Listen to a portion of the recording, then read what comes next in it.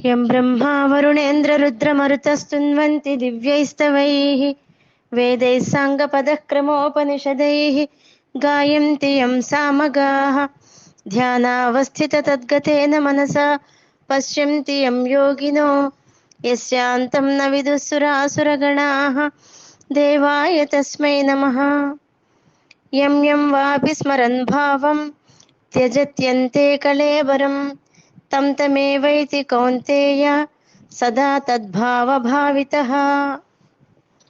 మనిషి నిరంతరం దేని గురించి అయితే తపిస్తూ ఉంటాడో, దేని గురించి అయితే ఆలోచిస్తూ ఉంటాడో దాని గురించిన సంస్కారమే అతని మనసులో ఏర్పడుతుంది.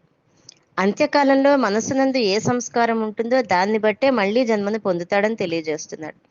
దీనికి భగవానుడు ఒక ఉదాహరణ కూడా చెప్పాడు.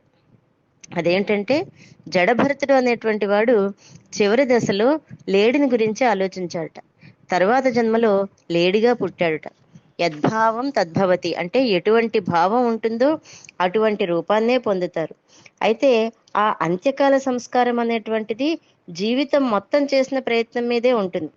కొందరికి చివరి దశలో కూడా మోహము, డబ్బు మీద వ్యామోహము లేదా అసూయ ద్వేషాలతో ఉంటారు. అటువంటి వారికి వచ్చే జన్మ కూడా వాళ్ళ గుణాలకు తగినట్లే ఉంటుంది. కనుక జీవితమంతా క్షణికమైన దృశ్య వస్తువుల గురించి ఆలోచిస్తూ అనవసరంగా సమయాన్ని వృధా చేసుకుంటే అంత్యకాలంలో దైవస్మరణ మీదకు మనస్సు ఏమాత్రము నిలబడదు.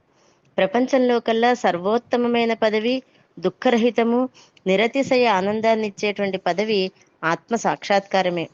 తిరుపతి వంటి పుణ్యక్షేత్రాలలో లేదా మనకి ఇష్టమైనటువంటి క్షేత్రాలలో ఇష్టమైన దేవత యొక్క విగ్రహాన్ని చూసినంత మాత్రమునే తెలియని ఒక అద్భుతమైన ఆనందాన్ని పొందుతామే. అటువంటిది భగవత్ సాక్షాత్కారం జరిగితే ఆ ఆనందాన్ని వర్ణించడానికి మాటలు సరిపోవు. అది అనుభవించిన వాళ్ళకు మాత్రమే తెలుస్తుంది. కనుక అటువంటి అనుభవాలని, అటువంటి భగవత్ సాయుధ్యాన్ని పొందటానికి, అటువంటి సంస్కారాన్ని మనసులో పొందాలి అంటే జీవితం అంతా భగవత్ చింతన, స్మరణ, విచారణ, ధ్యానము లాంటి వాటిని నిరంతరము జరపాలి. దైవ సంస్కారము ఒక్క క్షణంలో వచ్చేసేది కాదు.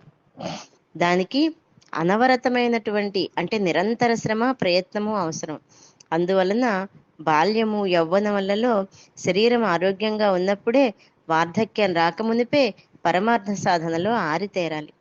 ఉత్తమ దైవ సంస్కారాన్ని అలవర్చుకోవాలి. బంధానికి, మోక్షానికి తానే కర్త. ఉత్తమ జన్మ, నికృష్ట జన్మ ఇటువంటివన్నీ కూడా జన్మరాహిత్యం మన చేతుల్లోనే ఉంది.